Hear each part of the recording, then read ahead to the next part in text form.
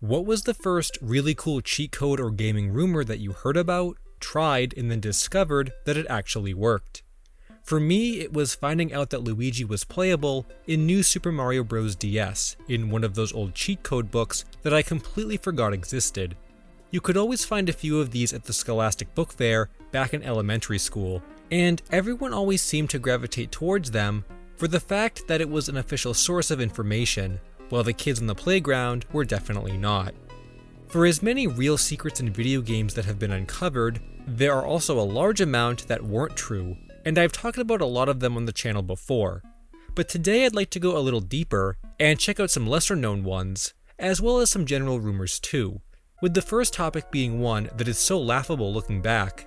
I can't believe I actually fell for it when I first saw it. But I guess it was several years ago, before getting into lost media and extensively researching topics, so I often took information at face value. If you had visited my blog back in the day, you might have come across a post where I discussed a variety of beta and early content from some Nintendo games, including the Purple Yoshi tech demo, which I've talked about before. While we still don't have a clear answer on what it's supposed to be, I actually did find IGN's correspondent who allegedly reported on this, but I haven't heard anything back from him about it. However, if you scroll down further in the post, you'll come across a different screenshot, this one of Samus and an enemy claiming to be from the cancelled Metroid 64 game. Metroid 64 in itself was one of those rumored games that everyone claimed to have knowledge of back then, but no one really knew about, and it's probably for reasons like that how fake information got passed around in the first place. In my post, I talked about how amazed I was at finding this, having come upon an article for it on the Metroid database, so I said that it must be real. The article from their site discussed this screenshot that was allegedly taken from an issue of Nintendo Dream magazine, and even looks like it was running on a TV, since it's not a direct capture. It goes on to say that Shigeru Miyamoto claimed the game was in development because of the success of Super Metroid, but that it never saw the light of day because the team working on Metroid 64 had other projects to take care of and development came too late with the GameCube's launch. It's also mentioned that lead developer Toru Osawa said in the rumored article that came from Nintendo Dream, "We'd had Samus running in a cave, there was space jump and wall jumping, all the abilities from Super Metroid. I thought we had really caught on to the core gameplay." If this had been posted nowadays, or if I had come across it with no other websites having talked about it, or had this screenshot, I definitely would have sourced that copy of the magazine where it came from, to check and see if it's actually there. But this time there's no checking necessary, because unfortunately this interview doesn't exist. There is no gameplay of Samus running through a cave, and the game never even entered development.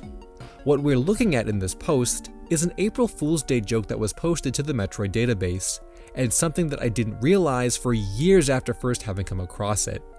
I mentioned later in my post that some other websites claimed the lead developer didn't actually know how Samus should be controlled, which is true.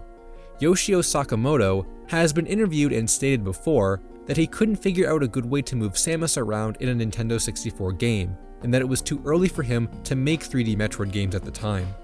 While Metroid 64 was mentioned a couple times in different gaming magazines, there is no content from it that actually exists. But there is a small mystery connected to the game itself. According to Yoshio Sakamoto from the same interview, Nintendo had asked a different company to develop the game instead, but they turned it down, and as of now, it's not known which company was offered the project. On the topic of fake content being made to fool people, video game magazines were notorious for this practice back in the day, and I've heard that a lot of times, the intention wasn't even in good fun, but rather to meet deadlines and basically keep the news flowing. Electronic Gaming Monthly was particularly infamous for this, and it's particularly clear with Super Kid Icarus, a game that never existed and was only reported on to get the fans hopeful that the game would eventually come out. EGM has also done a lot of Zelda hoaxes over the years too, like how they wrote an article in their April 2005 issue that claimed you could get a new version of Wind Waker that was remade in the Twilight Princess art style, if you pre-ordered Twilight Princess itself. This article actually divided the Zelda community on if it was real or fake back then, with many fans believing it was real, and then having sent the magazine angry letters after it was discovered that it wasn't. However, maybe you could say it's the Zelda community itself that has fooled fans more extensively than most magazines and gaming websites, especially with the now infamous Zelda 3 The Triforce Saga hoax. In October 2005, a listing was posted on eBay for a game that was titled The Legend of Zelda The Triforce Saga that nobody had heard of before. Its starting bid was only $20, and there was nothing really notable about the listing itself. There was no box, no documents, and the item itself was a simple gray cart with a label typed on the front. It mentioned details like its version number and the year it was made, but there was no clear statement on what it was to the general public. However, the Zelda community took notice, and this is where the story begins, as not only was this cartridge itself seen for the first time in the auction photo, but the seller also provided proof that the game was supposed to be real, running on an NES, with a new title screen and everything, despite being blurry and unclear. Even though it was not directly stated in the listing, it's clear that given these details, it's supposed to be some kind of prototype from a lost Zelda game that nobody knew existed, and people wanted it so much that it ended up selling for close to $3,000 by the time the auction was over. But this is also when questions started to be raised about it. Ever since the story had initially broke, the website Joystick had been following its developments, and strangely, the seller of the game reported to the website that the winner was named Knight 7, and that it was believed the user could have had a connection to Silicon Knights, the game development studio.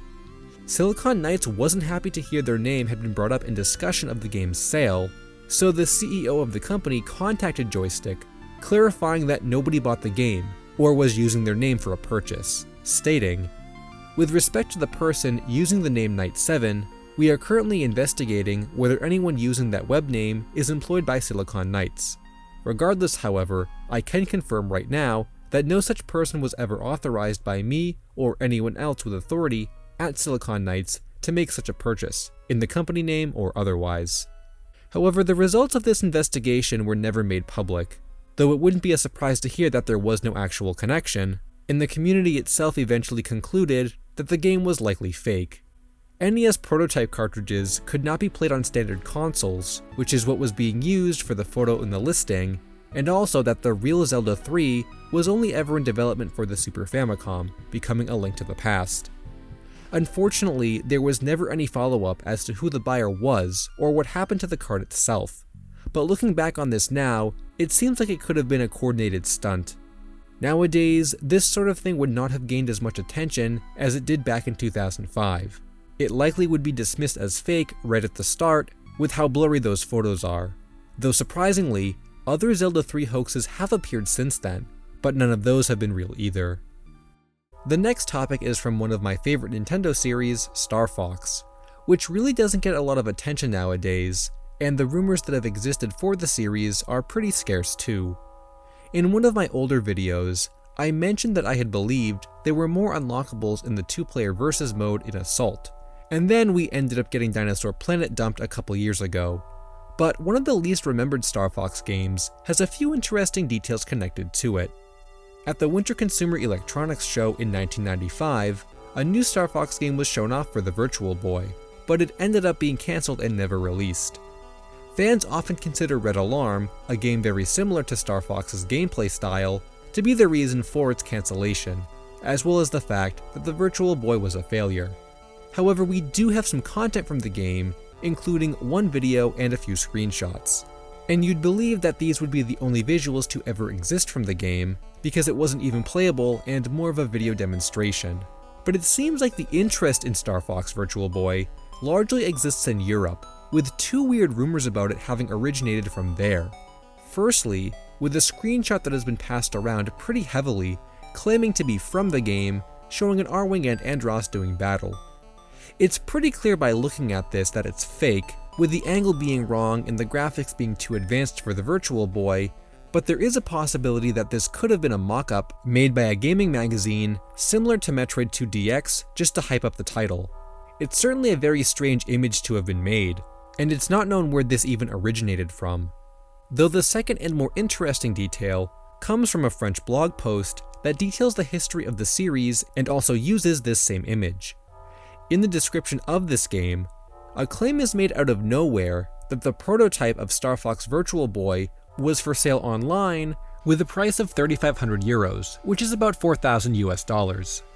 I have no idea where this information came from as there's no source, but that's a pretty wild claim to make out of nowhere without having seen some kind of evidence of it.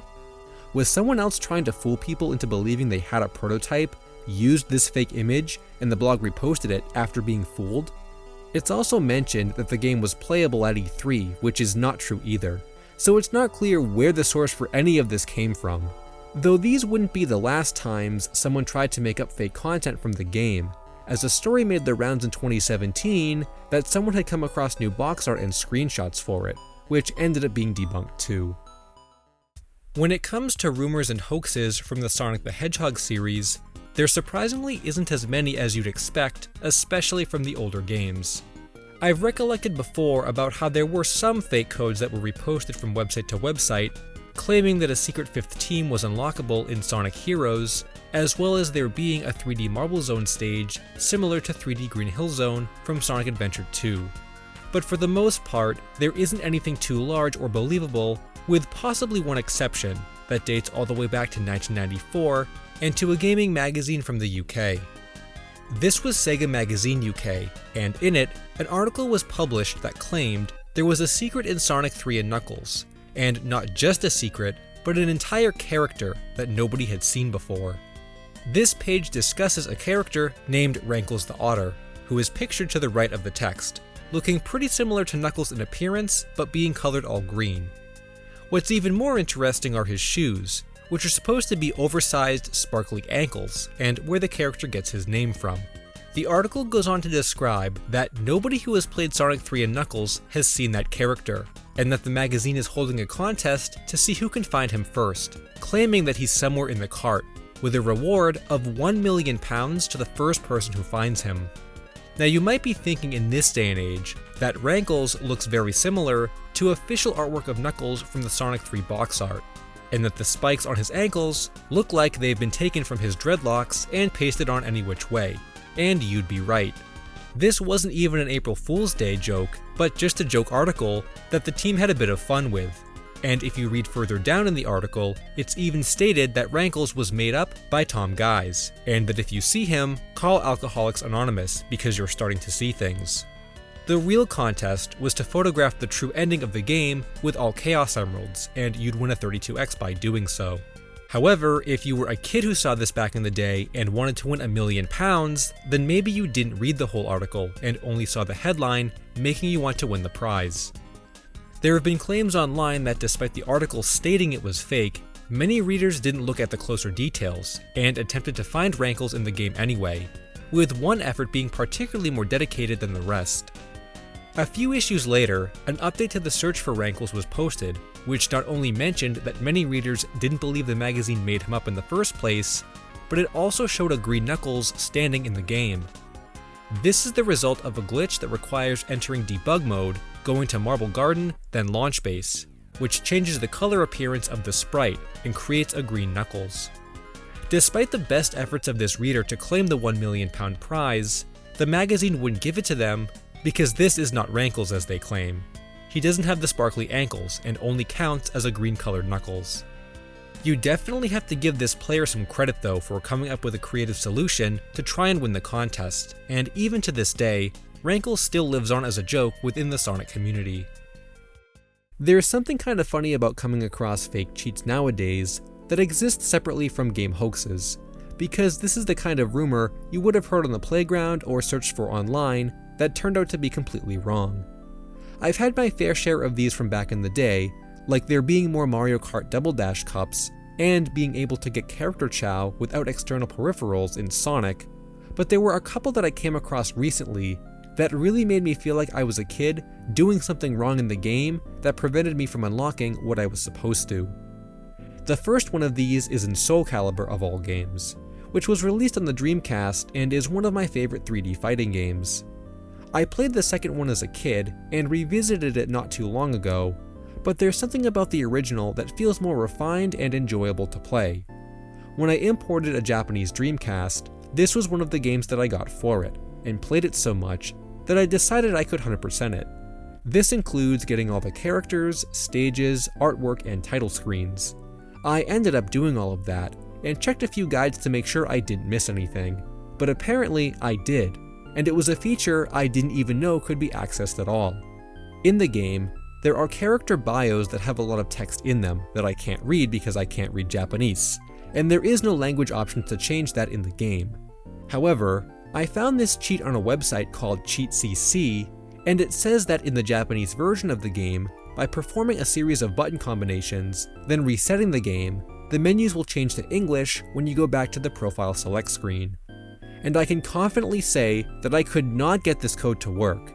I wasn't even able to reset the game from the character bio screen, and tried for 20 minutes. I even thought there might have been a typo in the code, like instead of resetting with the face button, it actually meant hold them, then press the real reset button, but I couldn't figure it out. I know my controller isn't broken either, so unless someone can show me how to do it, I'm going to call this one fake. There was another fake cheat that I read recently, though didn't fall for, but still questioned heavily, thinking I had once again missed out on some kind of content that I had no idea existed. I don't even remember how I came across this, but I must have been looking up something related to Naruto Clash of Ninja, a childhood fighting game favorite of mine that I haven't really thought about in years. I remember playing it a lot back then, and got the sequel too, but I'm pretty sure I unlocked everything there was to get when it came to major secrets like characters and stages. So you can guess how surprised I was when I came across a mention that there was another secret character in the original game that I didn't have. In the game, Rock Lee, Kyuubi Naruto, and Sharingan Kakashi are the only unlockable characters. With the latter two being so hidden, there was even a page in a Shonen Jump magazine that I had as a kid where it explained how to get them. But then I came across a claim online that said you could also unlock Sharingan Sasuke, and that to do it, you had to clear every level of difficulty in the game to get him. For a moment, I really thought I had come across some kind of lost secret character that I missed over all these years, until I looked into it again and discovered that on the same page, it mentioned how to unlock even more characters that aren't in the first game at all, adding a note that some of them can only be accessed in the Japanese version, which is one of those red flags that implies it's fake. Reading through this is like looking at a secret character list for Melee, and seeing stuff that would be like beat very hard with 1 life to get Master Hand. This next topic is one that I've been meaning to revisit, because it's so old and still has yet to be solved.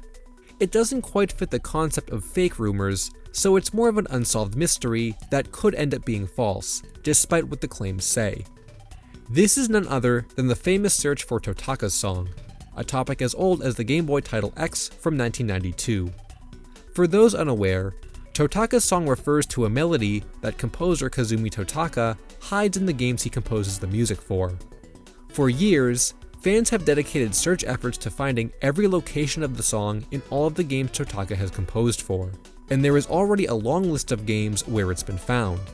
However, there still exists a series of notable entries where the song has yet to be found, which include Healthy Recipe Assistant, Wii Music, Wii Sports, and Wave Race 64. Each one of these games has its own set of difficulties in search history that make fans question if the song was even put into these games at all.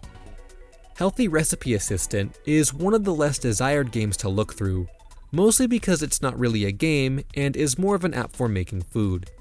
As a result, few people have ever even played it before, and its Japanese-only release limits those people to even fewer.